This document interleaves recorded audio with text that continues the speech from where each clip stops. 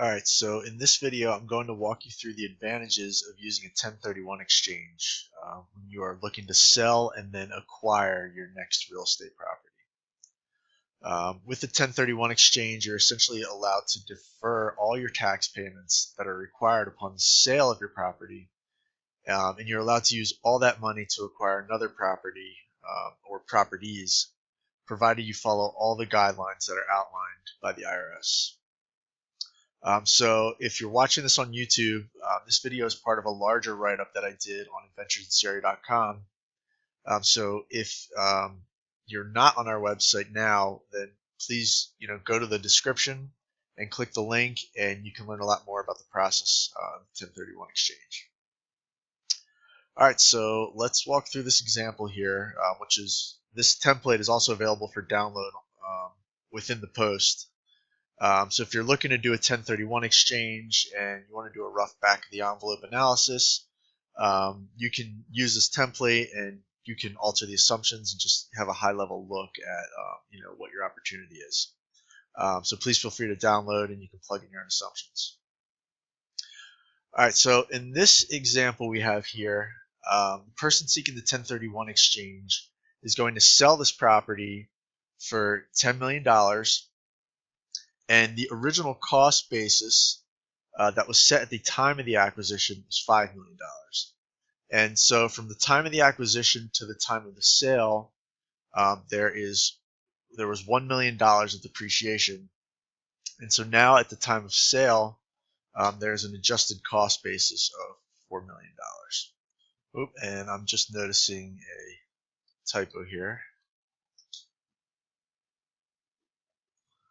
All right, and so since this $1 million of depreciation was used to offset income tax during the whole period of the property, now that our taxpayer is selling the building at a profit, there's what's called depreciation recapture tax.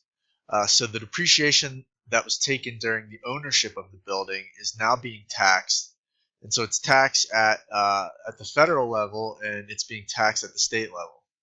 So at the federal level, the tax is the minimum of our taxpayer's current tax bracket, or 25%. And so in this case, it's 25%. And then our taxpayer is taxed at the state income level, which in this example is a random 5%. And so if our taxpayer were to not do a 1031 exchange here, he would owe $300,000 in depreciation recapture tax today. And in addition to the depreciation recapture tax, there is a tax on the capital gains. So this building was sold for a $5 million profit, and so there's the federal capital gains tax, the state tax, and then the Medicare tax. And so in addition to the appreciation recapture, our investor must also pay an additional $1.44 million on the capital gains. And so taking a rough estimate of expenses into account, if our taxpayer was to not take advantage of the 1031 exchange, then they would not be able to defer these tax payments and would have to pay them up front, and would lose out on the opportunity to utilize an additional $1.74 million in the purchase of a new property.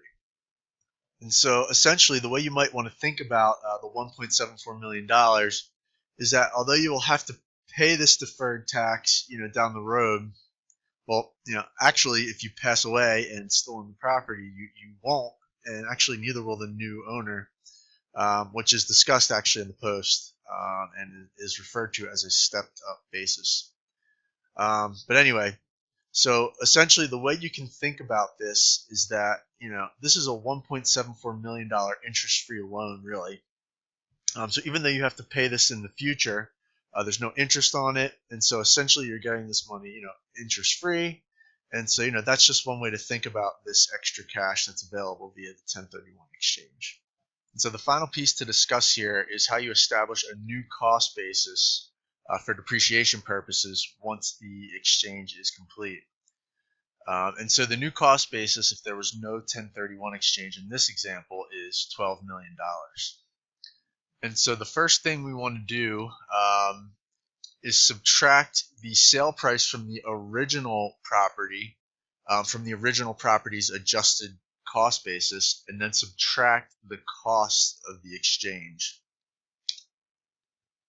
And then we're going to take the result of this formula and subtract that from the new cost basis, if there was no exchange, and we get our adjusted cost basis of $6.3 million.